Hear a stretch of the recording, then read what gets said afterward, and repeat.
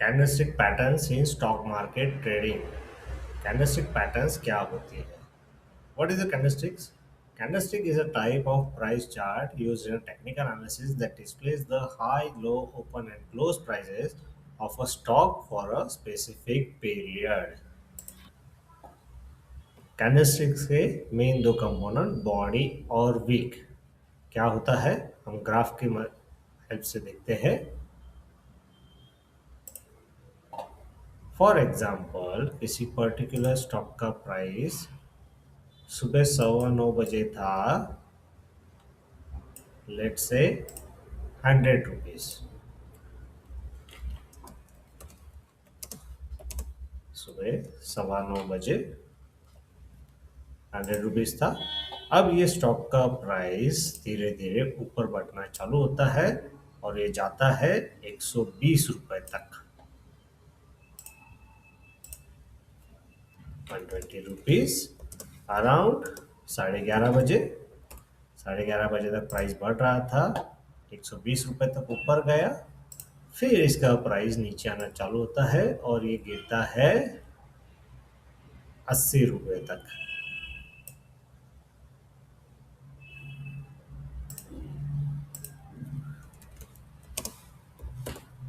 80 रुपए तक गिरता है और फिर वापस इसका प्राइस बढ़ने का चालू होता है। ये है अराउंड 2 o'clock। ये अराउंड 2 o'clock। जैसे 2 बजे तक प्राइस गिर रहा था, सुबह 100 था, 120 तक ऊपर गया, फिर 2 बजे तक प्राइस गिरा 80 रुपया और 2 बजे से वापस प्राइस बढ़ने का चालू हुआ और ये जगह खत्म हुआ 110 पे। 110 रुपीज अराउंड 15:30। तो सुबह जब मार्केट शुरू हुआ तो 100 रुपया प्राइस था, 120 रुपए तक ऊपर तक गया, फिर 80 रुपए तक नीचे आया और 110 रुपए पे खत्म हुआ।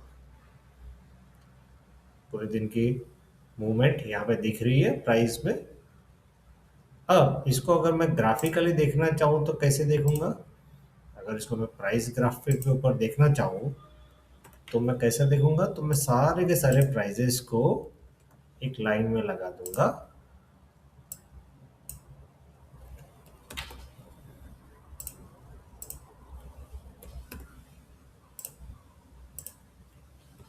एक के नीचे एक प्राइस को लाइन मूवमेंट लगा दिया और फिर मैं चेक करूंगा कि प्राइस मूवमेंट कैसा हुआ है। तो प्राइस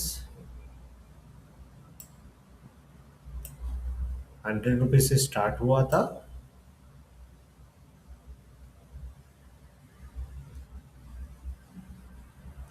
ये 100 रुपीज पे स्टार्ट हुआ था, फिर ये गया 120 रुपए तक ऊपर,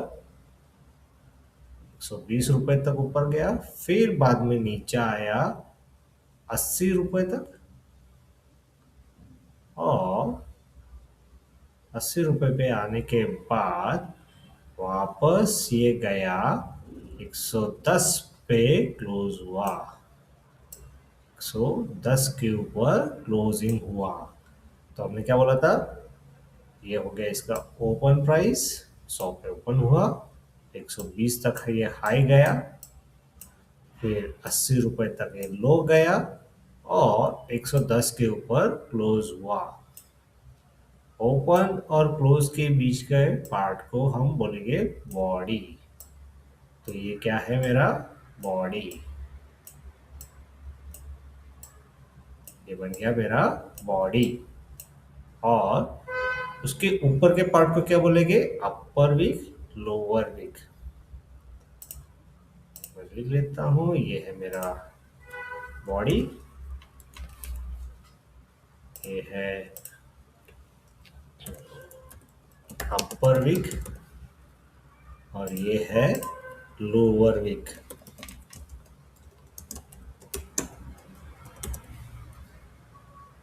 इस तरह से एक कैंडल बनता है। अब मैं प्राइस मूवमेंट में थोड़ा सा चेंजेस करता हूं। थोड़ा सा चेंजेस क्या रहेगा, लेट्स से प्राइस भले 100 रुपए पे ही ओपन हुआ, 120 तक गया, 80 रुपए तक नीचे आया, और सिर्फ मैं ये बोलता हूं कि वो प्राइस 80 से 90 रुपए पे ही क्लोज हो गया।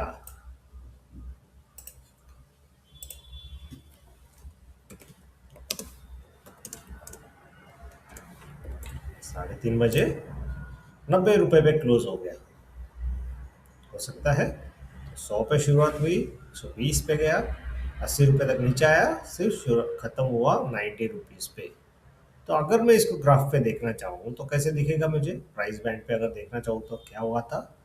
तो सबसे पहले 100 रुपए पे शुरुआत हुई, तो ये 100 रुपए पे शुरुआत हुई, फिर ऊपर गया 120 रुपए तक, तो ये ऊपर गया 120 रुपए तक, फिर प्राइस आया 120 से 80 रुपए तक, तो 120 से वापस प्राइस नीचे आया 80 रुपए तक, और फिर बाद में लास्ट में 80 से प्राइस हुआ 90 तक, तो प्राइस वापस नीचे से ऊपर मूव हुआ कहाँ तक, 90 रुपए तक। तो 90 रुपए तक प्राइस का मूवमेंट हुआ। ये बन गया मेरा कैंडल। ये इसका ओपनिंग है, ये इसका हाई है, ये इसका लो है, और ये इसका क्लोज है। ओपन और क्लोज के बीच में क्या बनेगा, बॉडी। तो ये बन गया मेरा बॉडी।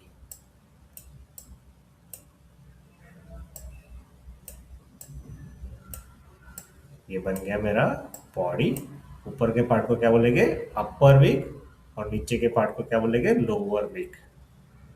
इससे हमें क्या समझ में आ रहा है कि दो अलग अलग तरीके के कैंडल बन गए, सिर्फ क्लोजिंग प्राइस में फर्क पड़ गया। तो इसका मतलब एक कैंडल हमें पूरे दिन में क्या हुआ है सब बताता है। इससे हमें पता चलता था प्राइस ओपन 100 पे हुआ था, हाई 120 तक गया, लो 80 तक गया, और क्लोज 110 पे हुआ है पहले केस में। दूसरे केस में हमें क्या पता चलता है, 100 पे ओपन हुआ, 120 तक गया, 80 तक नीचे आया, और क्लोज हुआ 90 पे।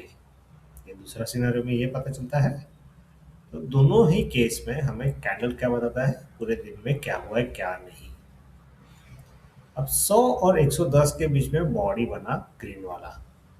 ग्रीन वाला बॉडी कब बनेगा, जब क्लोजिंग प्राइस ओपनिंग प्राइस से ऊपर है तब बनेगा ग्रीन कैंडल। जब क्लोजिंग प्राइस ओपनिंग प्राइस के ऊपर है तो बनेगा ग्रीन कैंडल, और जब क्लोजिंग प्राइस ओपनिंग प्राइस के नीचे है तब बनेगा रेड कैंडल। जब क्लोजिंग प्राइस ओपनिंग प्राइस के नीचे है तब बनेगा रेड कैंडल। तो ग्रीन कैंडल क्या बताता है, सिर्फ क्लोजिंग ओपन के ऊपर हुआ है। रेड कैंडल क्या बताता है, क्लोजिंग ओपन के नीचे हुआ है। तो क्या सिर्फ हमें ओपनिंग और क्लोजिंग प्राइस पता रहेगा तो पूरे दिन में क्या हुआ पता चलेगा क्या, नहीं। तो हमें क्या है, कब पता चलेगा, जब हमें पूरा का पूरा प्राइस मूवमेंट पता चले।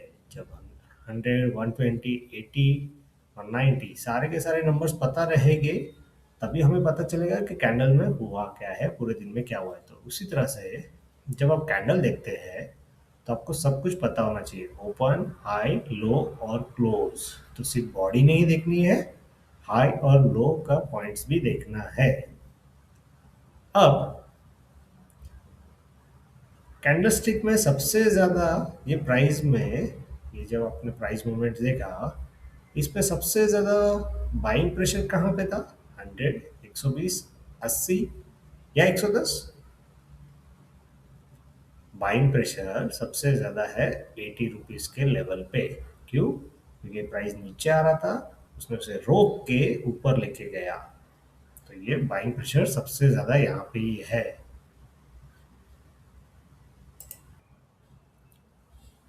सबसे ज़्यादा बाइंग प्रेशर है 80 रुपीज़ के ऊपर। दैट मीन्स यहाँ पे लोअर पॉइंट के आसपास सबसे ज़्यादा बाइंग प्रेशर है।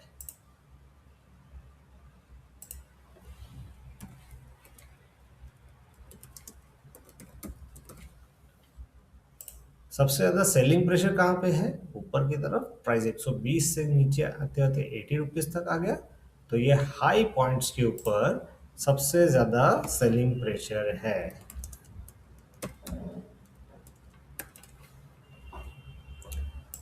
तो एक कैंडल में हमेशा याद रखना, नीचे के साइड पे लोअर वीक के स्टार्ट के पास बाइंग प्रेशर रहता है और अपर वीक के टॉप के पास सेलिंग प्रेशर सबसे ज्यादा रहता है। अब एक कैंडल, ये कैंडल से मुझे क्या हुआ पूरे दिन का पता चला। पूरे दिन का प्राइस मूवमेंट क्या है, ये एक दिन का टाइम टाइम पे क्या हुआ सब बताता है। तो ये एक candle one day time frame को बताता है। वन डे टाइम फ्रेम को बताता है एक कैंडल। उसका मतलब क्या हुआ, अगर मैंने one day time frame select किया है तो एक कैंडल उस पूरे दिन में क्या हुआ है सब प्राइस मूवमेंट बताएगा। एक कैंडल पूरे दिन में क्या प्राइस मूवमेंट हुआ है सब बताएगा।